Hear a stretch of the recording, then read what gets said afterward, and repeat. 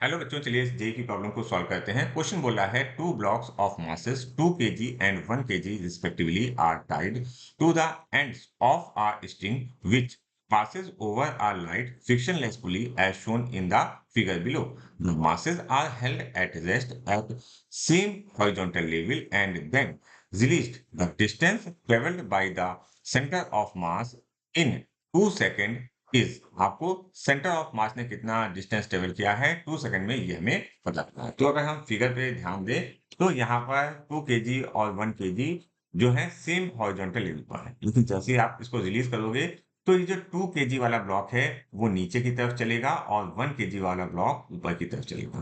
क्योंकि ये एक ही स्ट्रिंग से कनेक्टेड है तो हम कहेंगे जो 2 kg वाले ब्लॉक का एक्सीलरेशन ए नीचे की तरफ है, इसीलिए 1 kg वाले ब्लॉक का एक्सीलरेशन ऊपर की तरफ ए होगा। साथ-साथ अगर हम टेंशन के बारे में बात करें, तो टेंशन भी क्या होंगे? सेम होंगे। ठीक है। Coming to the weight part, इसका वेट नीचे की तरफ लग रहा होगा 2g और इसका वेट भी नीचे की तरफ लग रहा होगा दैट इज 1g। ये हो गई बात। अच्छा, अब हम या तो इक्वेशन फॉर्म करें 2 kg और 1 kg की और टेंशन और एक्सीलरेशन फाइंड आउट करें। टेंशन की हमें रिक्वायरमेंट नहीं है, केवल एक्सीलरेशन की रिक्वायरमेंट है, तो हम डायरेक्ट फॉर्मूला भी यूज कर सकते हैं।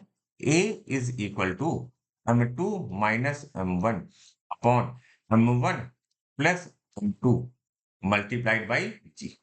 ओके, अगर हम वैल्यूज को रख देते हैं तो m2 minus m1, m2 minus m1 की वैल्यू क्या आएगी? 2 माइनस 1 मतलब 1, 2 प्लस 1 3 इंटू जी मीटर पर सेकंड स्क्वायर। ये क्या आ गया? ये हमारा एक्सीलरेशन आया है। ये हमारा क्या है? एक्सीलरेशन आया है। किसका?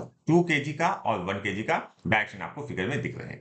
कमिंग टू द पॉइंट, अब हम लोग फाइंड आउट करेंगे ए ऑफ सेंटर ऑफ मास। तो ए ऑफ सेंटर ऑफ मास का फॉर्मूला क्या होता है? m1 a1 plus m2 a2 plus m3 a3 upon m1 plus m2 plus m3। Okay, तो यहाँ पर ध्यान से समझने की कोशिश करो। हमारे पास केवल 2 मासेस हैं, लेकिन डायरेक्शन की इंपॉर्टेंस है। तो हमने जो 1 kg वाला ब्लॉक है जो ऊपर की तरफ मूव कर रहा है, उसका एक्सीलरेशन हमने पॉजिटिव मान के चला है, और नीचे जो ये 2 kg वाला ब्लॉक है जो नीचे की तरफ डायरेक्शन है उसे हम नेगेटिव मान के चलेंगे। तो वैल्यूज को रखते हैं। हमने लिखा 1 मल्टीप्लाइड बाई 10/3। ठीक है, क्योंकि g/3 था तो मैंने 10/3 लिख दिया, माइनस क्योंकि ये डायरेक्शन नीचे की तरफ है that's why minus 2 multiplied by 10/3 upon क्या होगा? दोनों का मासेस का एडिशन होगा, that is going to be r3। Clear हो गई बात? अच्छा, अगर आप इसको सही से सॉल्व कर दोगे तो देखो यहाँ 2/3 है, यहाँ कितना है? 1/3 है, तो ये 2/3 वाला ज्यादा होगा, तो यहाँ जो आंसर आएगा that is an -10/9 metre per second square. एक और इंपॉर्टेंट बात, माइनस क्या डिनोट कर रहा है? माइनस डिनोट कर रहा है कि डायरेक्शन नीचे की तरफ है। अच्छा, अब हमको सिंपली क्या फाइंड आउट करना है? 2 सेकंड में कितना उसने डिस्टेंस ट्रेवल किया था। वो इनिशियल वेलोसिटी इसकी 0 होगी, तो हम लिखेंगे s of centre of mass is equal to u of centre of mass t plus 1/2 of a centre of mass into T square. Clear? अब जो जो वैल्यूज हैं वो रखते जाते हैं। देखो u की वैल्यू हमने बता दी 0 होगी, तो ये 0 हो गया। Okay, means this is equal to 1/2। अच्छा, अगर आप डायरेक्शन रखना चाहते हो तो डायरेक्शन रखो, that is the better part. -10/9 multiplied by time क्या है?